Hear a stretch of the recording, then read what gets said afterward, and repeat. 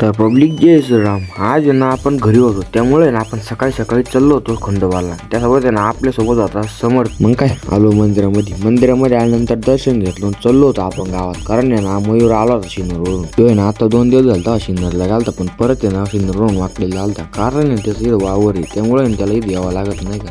तेवढेच ना मायाचं चॅटचं काहीतरी सिरियस डिस्कशन चालू होतं नाही का. मग मी काय कॅमेऱ्यामध्ये रेकॉर्ड करून घेतो. चॅटने ते पाहिलं लगेच ते नाही ना तोंड लपून घेतलं. तो आहे ना काही लाजत नाही, पण आज काय आलं काय त्याला.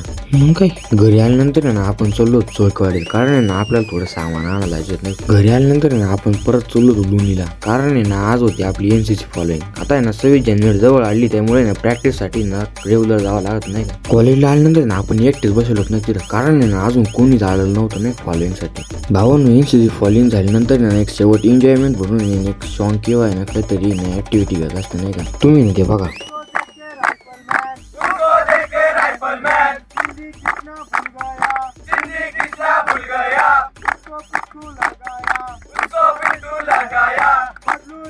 मग काय भावांनो NCC फॉलोइंग झाल्यानंतर ना आपण चाललो होतो घराकडे. घरी ना लवकर चाललो, कारण आहे ना आपल्याला परत चोयकवाडीला यायचं. बाकी आहे ना राहिलेलं सामान आणायला नाही का.